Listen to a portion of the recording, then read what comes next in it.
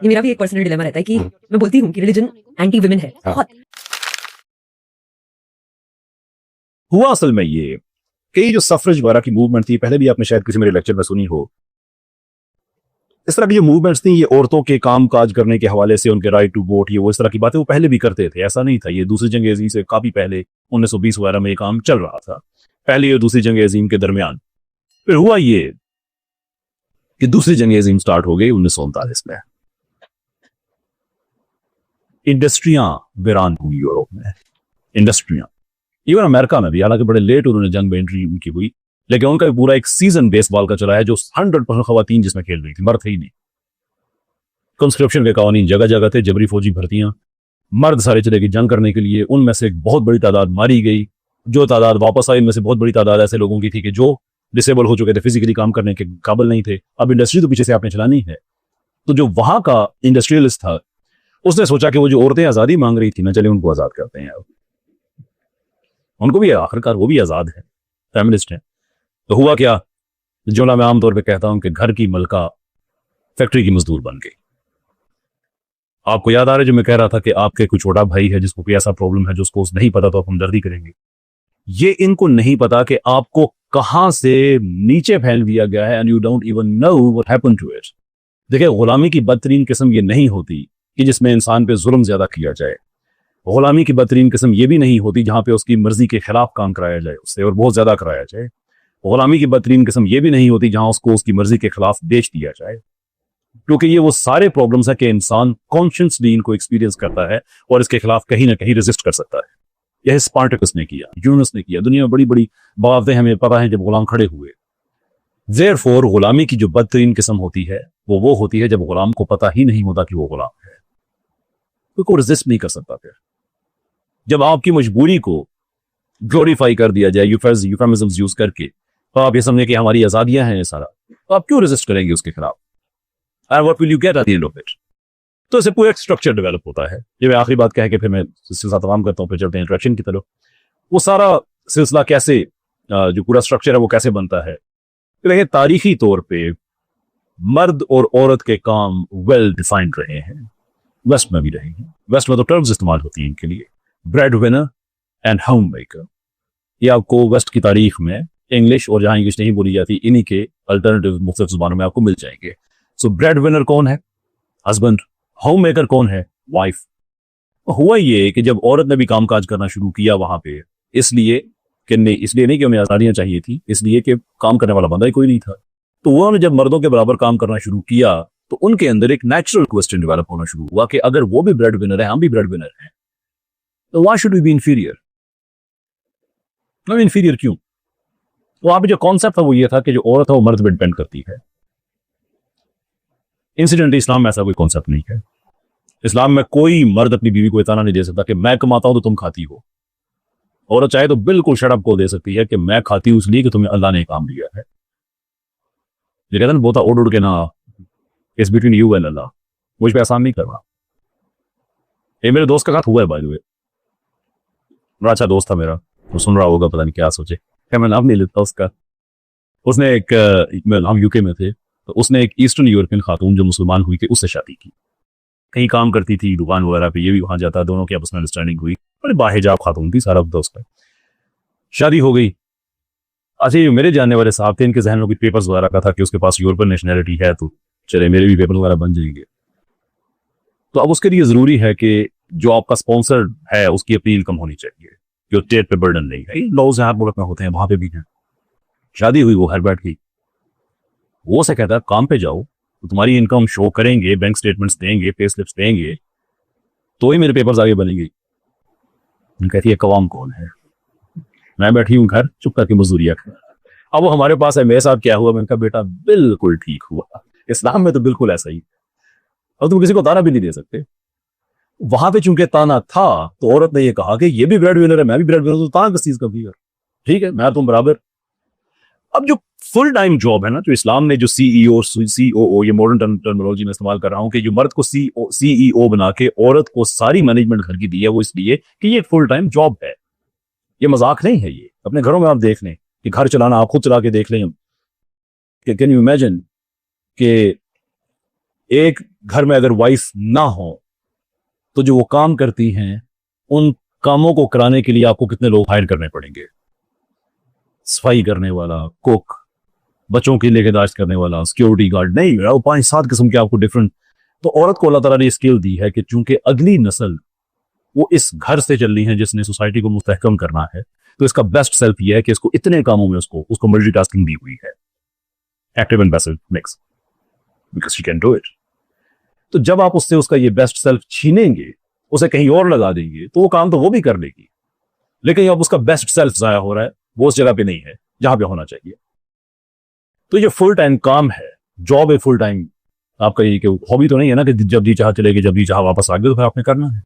जो आपने करना है तो उसका मतलब यह है कि अब आपने अपनी जिंदगी को जॉब के अराउंड बिल्ड करना है। अगर आप घर में हैं तो आपने अपनी जिंदगी को अपनी फैमिली के अराउंड बिल्ड करना है। अगर आप फुल टाइम एम्प्लॉई हैं तो फैमिली पीछे रह जाएगी, अब जॉब के अराउंड। मिसाल के तौर पे अगर आपका 7 बजे आपने काम पहुंचना है तो आपने काम पहुंचना है, बात खत्म, आप कुछ नहीं कर सकते उसका। आपकी अगर रात को 9 बजे छुट्टी होती है तो 9 बजे छुट्टी होती है, there is nothing we can do. और हम मर्द तो माइंड नहीं करते इसलिए कि बिकॉज हम ये तो सदियों से करते आ रहे हैं। मैं औरत की बात करता हूं कि अब औरत के पास एक ऐसा काम है जो मर्द नहीं कर सकता, बच्चे पैदा करना, बच्चों की निगहदाश्त। अब औरत भी वो काम नहीं कर रही क्योंकि जिंदगी आपने बिल्ड कर ली है जॉब के अराउंड। तो उसका फर्क क्या पड़ेगा? इफेक्ट क्या होगा उसका? डायरेक्ट इफेक्ट उसका होगा पॉपुलेशन डिक्लाइन। आपकी पॉपुलेशन डिक्लाइन में जाना शुरू हो जाएगी। अब पूरी दुनिया में एक तयशुदा फॉर्मूला है कि जो रिप्लेसमेंट रेशियो है, फर्टिलिटी रेट 2.1%, 2.1 चाहिए होता है, 2.1, विच मीन्स, और खैर मैं ये मैथमेटिकल कैलकुलेशन में थोड़ी सी चेंज कर ली है, पहले से बड़ी कंफ्यूजन हो जाती थी। कि 2.1 का मतलब ये है कि हर वो औरत जो एज के स्टेज में है कि वो औलाद पैदा कर सकती है, ऑन एन एवरेज उसके 2.1 बच्चे उसके होने चाहिए। अब मैं इसको ऐसे नहीं कहता क्योंकि बहुत दफा लेक्चर्स में ऐसा हुआ कि किसी ने वो हाथ उठा के कहा कि सर ये 0.1 बच्चा कैसे पैदा होगा, and I honestly don't know कि 0.1 बच्चा कैसे पैदा होगा। तो आप आसानी के लिए इसको इस तरह से कह रहे हैं कि हर 10 औरतों के 21 बच्चे होने चाहिए। ये मैथ्स सिंपल है, समझ लें, हमें वो डेसिमल्स वगैरह में जाने की जरूरत नहीं पड़ेगी। अगर हर 10 औरतों के ऑन एवरेज 21 बच्चे हैं बिटवीन देम, तो इसका मतलब ये है कि आपकी सोसाइटी डिक्लाइन का शिकार नहीं होगी। 60-70 साल के बाद भी आपकी आबादी तकरीबन उतनी है। इसलिए इसको कहा जाता है रिप्लेसमेंट रेशियो, कि पिछली जनरेशन को नेक्स्ट जनरेशन रिप्लेस कर रही है, उनको नेक्स्ट कर रही है। इजाफा भी नहीं हो रहा, कमी भी नहीं हो रही। यह है मिनिमम। इंसिडेंटली दुनिया में जितने सेकुलर फेमिनिस्ट मुल्क हैं उनमें से कोई भी ऐसा नहीं है कि जो 2.1 की मिनिमम रेशियो को टच करता हो, सब इससे नीचे हैं। Numbers don't lie. देखिए, एक है प्रोसेस, एक होता है नतीजा। ह्यूम ने बड़ी जबरदस्त बात कही थी कि अगर आपको किसी चीज का प्रोसेस कॉम्प्लिकेटेड लगता है तो उसके नतीजे को देखें। सो फेमिनिज्म क्या किसी एक औरत के लिए हो सकता है कि उसको बड़ा अट्रैक्टिव आइडिया लगे? मे बी हो सकता है। लेकिन उसका रिजल्ट क्या है? उसका रिजल्ट यह है कि आपकी आबादी खत्म हो जाएगी। स्लोली करते एक टाइम ऐसा आएगा। ये वेस्ट के अंदर अब जो क्राइसिस आया हुआ है, ये बड़े साल पहले प्रेडिक्ट किया गया था कि वेस्ट में ये होगा। वो क्राइसिस क्या है? अब काम करने वाले लोग नहीं हैं। इमिग्रेशन ज्यादा लेके हैं तो हमारा कल्चर हर्ट होता है। इमिग्रेशन ना हो तो मुल्क का सिस्टम हम कैसे चलाएं? यूरोप में आज भी उसको फंक्शनल रखने के लिए तकरीबन 15 करोड़ लोग चाहिए, तकरीबन उसको फंक्शनल रखने के लिए। वो नहीं है आप लोग। 4.8 to 1 का रेशियो है कि एक रिटायर्ड आदमी को, जो इंडस्ट्री के अंदर लोग हैं, और एवरेज 4.8 लोगों की जो इनकम जनरेट वो करते हैं सोसाइटी के लिए काम काज करके, उससे एक रिटायर्ड आदमी सपोर्टेड होता है। लेकिन अगर रिटायर होने वाले लोग ज्यादा हो जाएं, पीछे आबादी रिप्लेस करने वाली कम हो, तो फिर आपके पास दो ही ऑप्शन है। आइदर वो वेलफेयर स्टेट का सिस्टम खत्म कर दे, या पैनिक में आके आप ये करें कि लोगों को रिटायर ना करें, उनको कहें कि आप ज्यादा ऐसा काम करें, 1-2 साल आप और बढ़ा दें। ये 2011-12 में प्रिडिक्शंस आ चुकी थी कि वेस्ट के अंदर ये काम होगा और वेस्ट के अंदर बहुत खून खराबा भी होगा, जो कि हमने उसकी पहली किस्त देख लिया फ्रांस में 1-2 साल पहले, कि जहां पे उन्होंने एम्प्लॉयमेंट एज सिर्फ 2 साल ज्यादा की थी। अब रिटायर ना हो, 2 साल और काम करें। वो लोग जो 40-40 साल से काम कर रहे थे, मजदूरियां कर रहे थे, ख्वाब उन्होंने अपने देखे हुए थे कि रिटायर होकर ये करेंगे वो करेंगे। उन्हें कहे 2 साल और लगाओ, तो हुआ क्या? बोर्डो को जला दिया, पेरिस में जलाओ, पुलिस पे हमले, आग से पुलिस पे हमले, पूरे फसाद की लहर। और ये यूरोप में प्रेडिक्टेड है कि ये जगह जगह होना है अभी। all that goes down to one of the isms, to the one we're talking here, feminism. तो इंसान के लिए जितनी मर्जी आप किसी प्रोसेस को ग्लोरीफाई कर दें, अगर उसका नतीजा यह है कि उसे इंसानियत खत्म हो रही है, तो वो नतीजा वो नतीजा बताएगा कि ये प्रोसेस अच्छा नहीं। ये दुनिया ने दिया है, दुनिया को मिला है फेमिनिज्म के जरिए कि इसमें आबादियां खत्म होती हैं इसकी वजह से, सिर्फ इसकी वजह से नहीं, पूरा पैकेज है। और इसको हल करने के लिए जो सॉल्यूशंस निकाले गए हैं, आप सुने तो आप हैरान रह जाएंगे। कुछ स्कैंडिनेवियन कंट्रीज ने मियां और बीवी दोनों को मिलकर 600 कुछ दिन paid holidays, up to 80% paid holidays दी कि अगर आप औलाद पैदा करते हैं तो हम आपको इतनी छुट्टियां देंगे। मियां और बीवी दोनों को मिला के लगा कर 365 दिन होते हैं साल में, वो 600 से ज्यादा दिन दे रहे हैं, जिसका 80% तनख्वाह में आपको मिलेगा, दोनों को, मियां और बीवी को, कि आप औलाद पैदा करें और उसको पालें। Imagine that. वो आइडिया भी नहीं चला, लोगों ने पागल हंसी, नहीं आइडिया चला। रशिया जब पॉपुलेशन क्राइसिस में गया तो उन्होंने एक नया काम किया।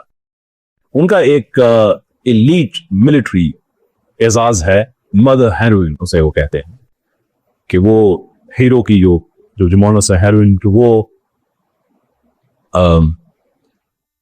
प्रोटैगनिस्ट है सोसाइटी की, और ये है कि वो कौम की माँ है कि उसने जंगी हालात में कुछ ऐसा काम किया है कि वो डिजर्व करती है कि उसको ये मेडल दिया जाए। जो औरत 10 बच्चे पैदा करके उनको रशियन वैल्यूज पे ज्वाइन करे, उसको भी ये मेडल दिया जाएगा। Can you imagine that? Imagine that. बच्चे पैदा करने पे फौजी एजाज। एक और वहां पे सजेशन दी गई जो कि नहीं हुई, वो बड़े मजे की थी, कि हर मर्द की 5 शादियां कराई जाएं और शादी के बाद 10 साल के लिए तलाक पे पाबंदी, की शादी के पहले 10 साल में तलाक नहीं हो सकती। हम कह रहे थे बिस्मिल्लाह करा साड़ियां 4 पर कबूल नहीं सी, वो भी ऑप्शनल, कि थोड़ियां कंपल्सरी 5, और उसमें भी तलाक नहीं। ये सॉल्यूशंस देखें, कब बच्चकाना सॉल्यूशंस हैं। क्यों? इंसान जब डेस्परेट होता है ना इंसान, तो फिर वो इस तरह की बोंगियां मारा करता है। और ये feminism goes directly to the root cause of it, among other isms, जिसमें इंडिविजुअलिज्म भी या बाकी सारे इजम्स भी आ जाते हैं, लेकिन ये उसके अंदर सेंट्रल मुजरिम है। ये इसने दिया है औरतों को कि जिन घरों में खवातीन खुद फैमिलीज को लीड करती हैं, वहां पे गुर्बत ज्यादा है, उनके बच्चे जराइम में ज्यादा जाते हैं। जहां पे ये फैमिली सेटअप का हिस्सा है, वहां पे जो हालात है वो सबके सामने ही है। जो हालात वाकयात हैं कि आबादियां खत्म हो रही हैं, पॉपुलेशन फिनिश, ड्रिंक्स, ड्यूरिंग तुम नो किड्स, ये सारा वहां पे चल रहा है। और आखिर नतीजा ये है कि उस सोसाइटी में रिटायर्ड लोगों को भी सपोर्ट करने के लिए लोग नहीं है। ऑल दिस बिकॉज किसी औरत ने ये कहा कि मैं घर का आराम मुझको जो जबर के तौर पे मिला हुआ है, इस जबर की जंजीर तोड़कर मैं अपना हक इस्तेमाल करके किसी और के लिए मजदूरी करने जाऊंगी।